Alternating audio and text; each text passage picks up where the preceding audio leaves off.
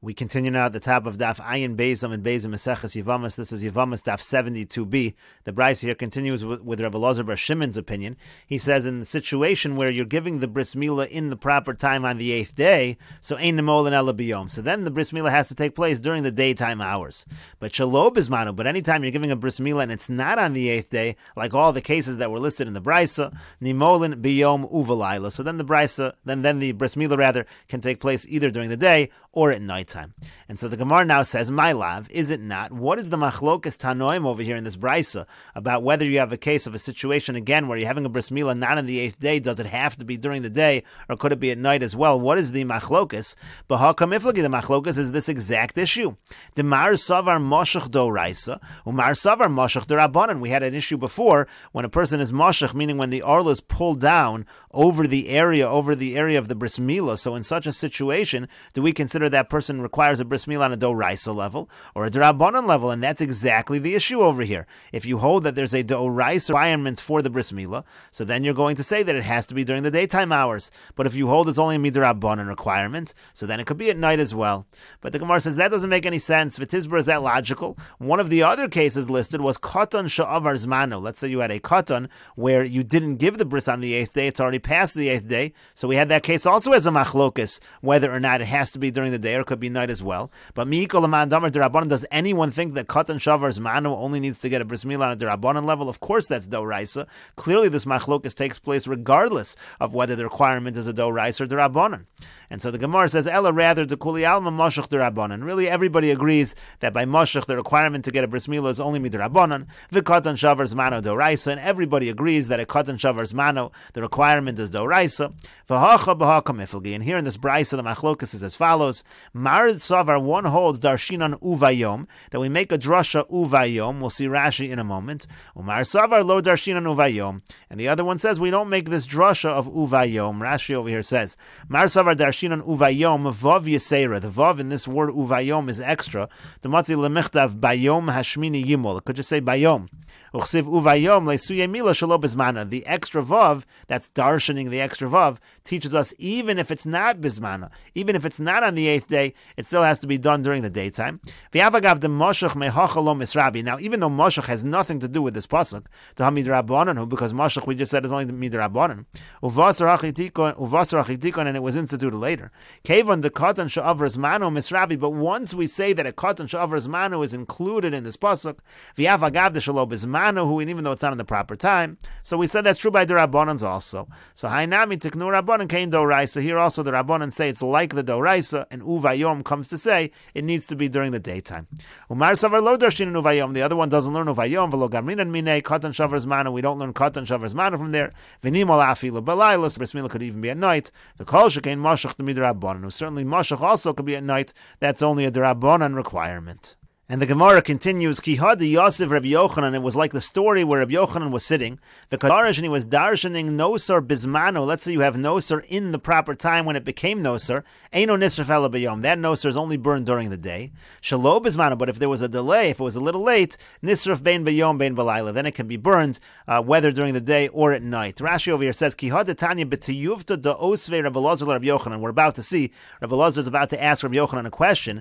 To katan sha'avr zmanu me'uva Yom Hashmini Israbi Deino Nimol Alabiyom. He's going to talk about this extra vav. We'll see that in just a moment. So he said this halacha noser bismano biyom shenasa noser. If it's the day that the carbon that left over became noser, ein nisraf ela biyom, then it's only burned during the day. T'chsiv bayom hashlishi, like it says on the 3rd day. Shalo bismano shashas reifaso. But if there was a delay in burning it, so then it could be during the day or at night. That's what Rabbi Yochanan darshan. Ve'ezvei Rabbi Elazar Rabbi Yochanan, and then on that drasha, Rabbi Elazar asked Rabbi Yochanan the following question: Ein li ela nimol l'shmini. I only know that this is true. Let's say the bris milah took place on the 8th day. She'ein nimol ela biyom. Only in that case the bris milah has to be during the daytime hours. Minayin l'rabos l'tisha la'asara la'acharasu l'shnei maser. How do I know if the bris milah was on the 9th, the 10th, the 11th, the 12th day? How do we know that has to be during the daytime hours as well? Talmud lomar uvayom. The pasuk says uvayom. That's why we're bringing this. It's the same drasha of the extra vav. And then Rebbe Elazar continued, Ve'afilu l'man delo dorish vav. Now, even according to the one who doesn't darshan the vav in uvayom, you say you don't darshan that, but still, vav hey darish, you certainly will darshan the vav hey. What that's referring to, the vav hey is talking about vehanosar, the vav and hey are extra, and so therefore Rebbe Elazar is saying you should certainly darshan that, and if you darshan that, that will teach us that even if it takes place even if it takes place with a delayed situation, you're burning it by nosar, it's delayed, it's not on the same day, it should have to be during the daytime hours. Rashi over here says, L'tishal asar liyad aleph liyad beis. Why are we specifying 9th, 10th, 11th, and 12th? Kenektani perak Eliezer Mesech Shabbos nolad ben hashmashas nimo l'tisha. Let's say you have a baby that's born ben hashmashas, it actually gets meal on the 9th day. Ben hashmashas shel erev Shabbos. Let's say it was ben hashmashas of Friday, nimo la'asar, then the bris milah will be on the 10th day. Chol yom tov la'achar Shabbos. Let's say yom tov falls out after Shabbos, nimo liyad aleph. The bris milah will wind up on the 11th day. Shnei yomim tovim shel Rosh Hashanah. If it's a 2-day yom tov of Rosh Hashanah, nimo liyad beis. The bris milah will take place on the 12th day. There are these various cases where you're not able to do the bris milah on the 8th day, and it gets pushed off. And then Rebbe Elazar said, there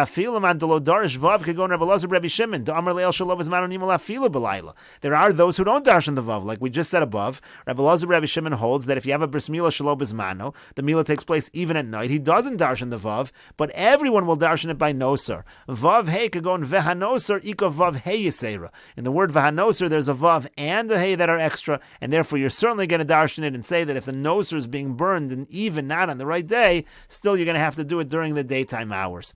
So the point of bringing this again was that Rebbe Elazar brings in this idea of darshaning the extra vav. In any case, the Gemara continues the story and says, Ishtik. Rabbi Yochanan, when he heard this question against him, he was quiet. Basar denafik. Now, after he left, meaning after Rebbe Elazar left, so Amar le Rabbi Yochanan l'Reish Lakish. So Rabbi Yochanan said to Reish Lakish, Ra'isi leven pedas. I just saw Ben Pedas talking about Rebbe Elazar. Sheyoshe v'doresh k'moshe mipi agavura. He's making drashas in the Torah like he's Moshe Rabbeinu mipi agavura, meaning he's able to make such drashas in the extra letters, just like Moshe Rabbeinu. Amar le Reish Lakish. So Reish Lakish said back to Rabbi Yochanan, Didehi, do you think that's his drasha? It's not his drasha. Masnitzahi, that's a brisa. So Rabbi Yochanan said, Heicha tanale, where is this brisa taught? So he said, B'Toras Kohanim, it's taught in Toras Kohanim. So Nafik Tanya B'Tlasa Yomi, he went out and he learned the whole Toras Kohanim in 3 days. V'Savra B'Tlasa Yarchi, and after 3 months, he was able to understand the entire Toras Kohanim. And Rashi over here says, Ra'isi leben Pedas. Rabbi Yochanan comments, Reisias ben Pedas, Sheyoshe v'doresh, as Mikros alalu, Kemoshe mipi akavura, Beloshan tanoim. Ben Pedas is darshaning these psukim, like Moshe Rabbeinu from HaKadosh Baruch Hu, in the same language that the Tanoim do the drashas. Rabbi Elazar ben Pedas was not a Tana. Rashi says, Rabbi Elazar ben Pedas lav Tana hayer. Rabbi Elazar ben Pedas was not a Tana. Va'amora hayer talmido shel Rabbi Yochanan. He was an Amora, student of Rabbi Yochanan. V'hu Rabbi Elazar stam. That actually is Rabbi Elazar. Anytime Rabbi Elazar is mentioned, the Mayri b'chol hashas b'Gemara. Anytime the Gemara mentions a Rabbi Elazar, that's Rabbi Elazar ben Pedas. Rabbi Elazar stamad the Mishnah ubraisa, who Rabbi Elazar ben Shamua. Rashi points out, if you see Rabbi Elazar in a Mishnah or a Braisa, that is a reference to Rabbi Elazar ben Shamua. And then again, the Gemara said, Tanya, Rabbi Yochanan learned Toras Kohanim. He learned Toras Kohanim in 3 days, and he understood it in 3 months. And the Gemara continues, Amar Rabbi Elazar says, Orel shehiza haza'aso kasher. Let's say you have an orel, we're talking here about a kohen that's an orel, and he sprinkles the mechatos, the purification waters, on somebody who's tamei meis. That sprinkling is kosher. Why do we say that it's kshera? Midi dahave atzvul yom, it's no different than a tvul yom. A tvul yom is a kohen who was tamei, and he immersed, but he didn't wait yet for nightfall for the full purification. Sha'ava b'sha'asar b'truma. Now by a tvul yom is not allowed to have truma, but kosher b'para. The halacha is that a tvul yom is allowed to sprinkle the mechatos of the para aduma. And so therefore, the same thing is true by an arel. An arel cannot have truma, but he's kosher b'para. But the Gemara says, 1 second, malat tvul yom shekein mutter b'maiser. But we can say that a tvul yom is different because a tvul yom is mutter by maiser. An arel is not mutter by maiser. And so the Gemara answers to that, do you think we were bringing the proof from the eating of truma? We're not talking about eating. Anon l'negia kamrin. We're talking about the fact that you can touch the truma, and it really means as follows. Umat tvul yom sha'asr b'negia. If we find by a tvul yom that it's forbidden for a tvul yom b'negia the truma, he's not allowed to touch truma, but mutter b'para, he's allowed to do the sprinkling by the para aduma. So arel shemutter b'negia. So when it comes to an arel who is mutter by the negia, he's allowed to touch truma, and you know din shemuter b'para. Is it certainly not true that he's a mutter in sprinkling the mechatos from the para aduma? And the Gemara says, Tanya Nami Hachi, we have a brisa that supports this as well. Arel Shehiza, if you have an Arel, an uncircumcised Kohen, who sprinkles Haza also Kashera. The Haza is kosher, and there was even a story like this, and the Chachamim said that his sprinkling is kosher. And Rashi over here says, Tavul Yom Asr Betruma, Lekamon Bahipirka Kroy Darshin, and there are psukim that say that a Tvul Yom is not allowed to have Truma, Mutter Bahaza, but he's Mutter Bahaza, Lahazos al Tami Mes, he can sprinkle on a Tami Mes, Kedamin Lekamon Beshmait, and limit al Tvul Yom Shekosher. That's what we're going to say later on. And then the Gemara said, Anon ba'achilo ka'amrinon, do you think we're talking about eating of truma? Bitmiya, the Gemara is asking this. V'chi anon la'achilo de para aduma kamarbinon le. We're not talking about eating para aduma. The tifroch that you should ask this question, tomar ba'orel, that when it comes to an orel, she'aser ba'achilas meiser, that he's not allowed to eat meiser, lafika chaser b'para. You're trying to argue that 1 second, an orel shouldn't be allowed to sprinkle the para aduma because he's not allowed to eat meiser. We're not talking about achilo over here. We're not talking about eating a para aduma, we're not talking about eating anything. Rather, linigia bialma kasharina le, we're talking about just touching because all you're doing is sprinkling it. Uvenigia lekelek shuye. Now, by touching, you can't ask this question. Tomar ba'oril she'asr benigias meiser, that an oril is different because it's also for him to touch meiser. That's not true. To afilu benigias kachim mutter, because even when it comes to touching kachim, an oril is allowed to touch kachim. V'hachi darshinon umatvul yom she'asr benigia de truma. So therefore, the drush is as follows. Like we said, by a tvul yom who cannot touch truma, kiragamrina lekamon. Here we're talking also about negiya, v'kamar deboy harif shemesh, and we're saying that it requires harif shemesh by the truma, and so we're making now the drasha from negiya, and we're saying when it comes to a tvul yom that's not allowed to touch truma, but the tvul yom is allowed to sprinkle, so therefore for sure by an orel who is allowed to touch truma, and you can't ask for meiser, like we just said, because he can touch meiser as well, so he's allowed to sprinkle the ashes from the para aduma. And the Gemara continues, Meisve, we have a question from the following Tosefta, Tumtum shekidesh kidusho pasol. Let's say you have a tumtum. It's talking about he mixes the afer of the paraduma with the mayim in order to create the mechatos. So that is going to be pasol. Why? Mimneshu suffik orel, because it's a suffik that this tumtum might be an orel, because maybe he's a male and he's an uncircumcised male. The orel pasol lekadesh, and an orel is pasol to do this in terms of the mechatos. It's pasol for him, and therefore this is a question on what we said above. Above we said that if an orel sprinkles the mechatos, it's going to be kshera, and here it says explicitly that it's pasal kadesh. And the Tosefta continues, "V'androgenis shekidesh kidusho kosher."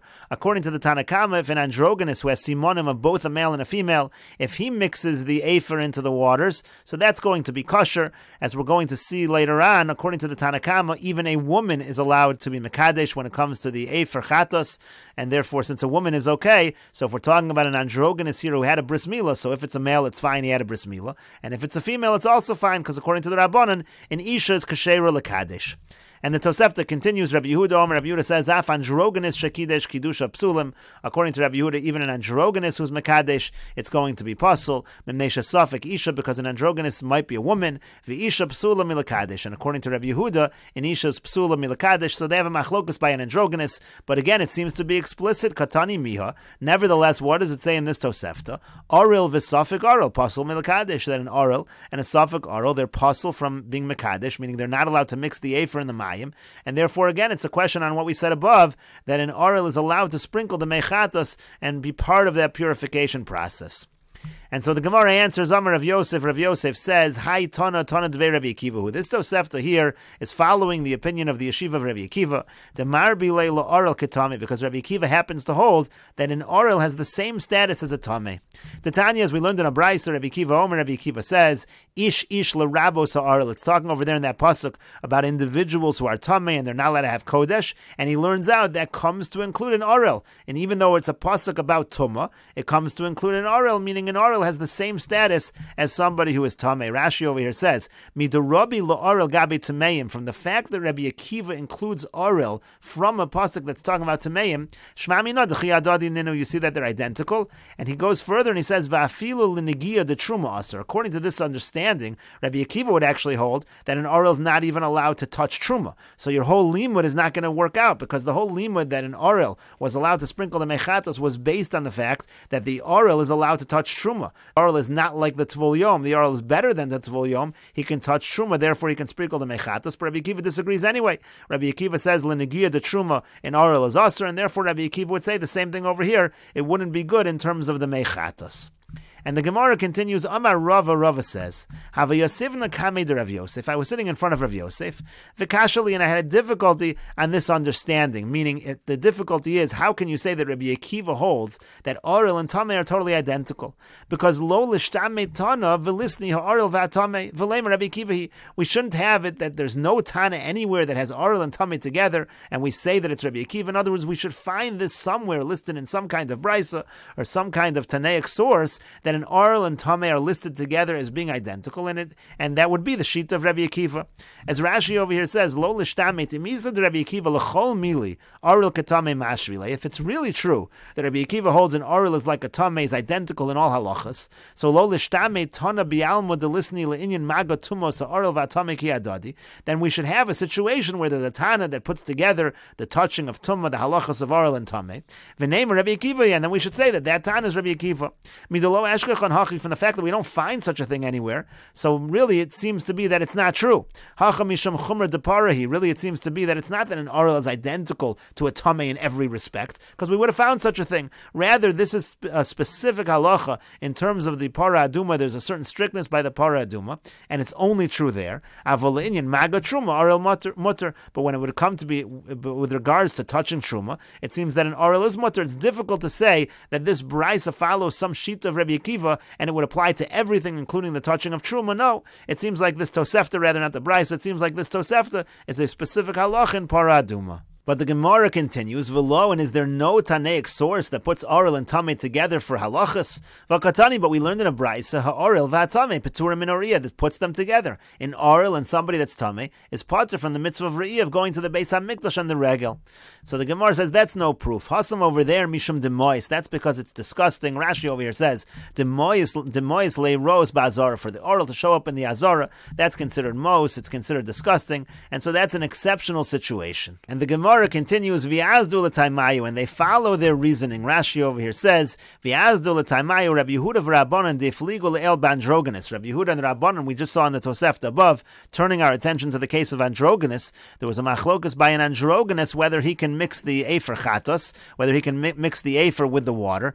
And again, we said that the issue was whether a woman is allowed to be part of that process. And so that machlokas between the Rabbi Yehuda and the Rabbanan is lishita sayu. It's according to their reasoning. The Tanya, as we learned in a Braisa, Hakol ksherim lekadesh. Everybody is kosher lekadesh by the mechatos chutz mecheresh shota v'katan. According to Tanakama, according to the Rabbanan, everybody is kosher except for cheresh shota v'katan. Meaning, it seems to be according to Tanakama, a woman would be fine. Rabbi Yehuda machshir b'katan. Rabbi Yehuda says no, a katan actually is kosher uposel b'ishuv androgenes. But Rabbi Yehuda says, like we said above, that in isha and androgenes that would be problematic. And so the Gemara now says, "My time of the Rabbanan." So what's the reason of the Rabbanan? Why do they say to exclude a chereshot of a cotton, but the woman is allowed? Because the pasuk says, "V'lokchu latamei me'afar sreifas achatos." It says that they take from the offer sreifas achatos, and we understand as follows: Hanoch de pasli ba'asifa psulin b'kiddush. Those who are not allowed to gather it together, they're the ones that are not allowed to be mekadesh. And Hanoch de ksherin ba'asifa ksherin b'kiddush. But anybody who was allowed to gather it together is allowed to sanctify it. And Rashi over here says, Hakol kasherim, again, this is the sheet of the Tanakama, Kol hatahorim ksherim lekadesh mechatas, all people who are pure can be mekadesh mechatas, afilu isha, even a woman, aval orel v'tamei lo rabbi, but when it comes to an orel or a tamei, that's not going to be included, because again, we're only talking about tahorim, Rashi is saying. And where do we learn this out from? V'lochu la tamei means to say as follows, Bosar asifa safara ksiv hach avoda de kiddush. After we talk about gathering the afer, gathering those ashes, then we talk about the sanctification. V'ein avoda mafsekas bein time. There's no avoda that takes place between that. You gather, and then you're mekadesh. And so we understand as follows. Hanoch de psulim ba'asifa, psulim lekiddush. Those people who are puzzled to gather are not allowed to sanctify. V'hasam darshinan v'asaf ish v'lo katan. It says over there, who's gathering? Not a katan. And tar l'hachsher es isha. And who's allowed to gather? The word tar includes a woman. So in other words, what the Rabbanan are saying is a woman is included, and therefore she's included in the asifa. And we're understanding v'lachchu latame me'afar sreifas achatos. Those who are allowed to do the asifa are allowed to do the kiddush. And the Gemara continues, Rabbi Yehuda Amar Lach. Now Rabbi Yehuda will respond to you, Im kain, if so, neima kra v'lokach. If the Rabbanan were correct, the pasuk should have said v'lokach. My v'lokchu. What is this v'lokchu? Da'afilu hanach depsulin hasam. It really means not like the Rabbanan say. Even those who are puzzled by the gathering, kesherim hacha, they're going to be kosher over here by the sanctification.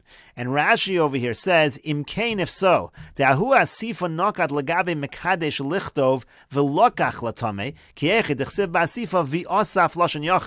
other words, by the asifa, the language was a singular language. It said v'asaf, and if we're trying to identify the same exact individuals, that's what the Rabbanan say. The same individual who's kosher for the asifa, meaning the woman, is kosher for the sanctification.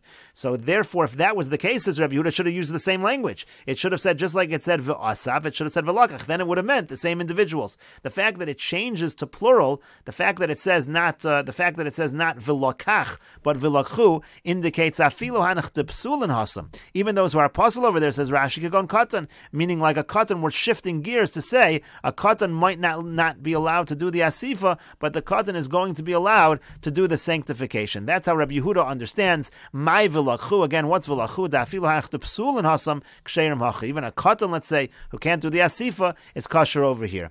But the Gemara says, according to that, if so, ishanami. If that's already an inclusion of other individuals, so why doesn't Rabbi Yehuda say a woman is also going to be kosher? Why should a woman be excluded? On the contrary, a woman's allowed to do the asifa, should for sure be allowed to do the sanctification according to Rabbi Yehuda. And to that, the Gemara says, v'nasan v'lo v'nasna, because the pasuk uses the language v'nasan in male and masculine, not v'nasna, and therefore that comes to exclude a woman. And the Gemara continues, V'Rabbanan, and the Rabbanan, how do they respond to the argument of Rabbi Yehuda? Ichsiv v'lokach v'nasan. If it would have said v'lokach v'nasan, like Rabbi Yehuda argued, that it should have said it all in singular, if it meant to say that the same people who do the lokach, the same people that are kosher for the gathering, are kosher for putting the water onto the ashes in the sanctification. No, it couldn't say that, because if it would have said v'lokach v'nasan, hava amina shakel chad v'yoev chad, I actually would have thought it had to be the exact same person. The same person who does the lakach, meaning the same person who gathers the ashes, is the same person that has to give, that has to put the water.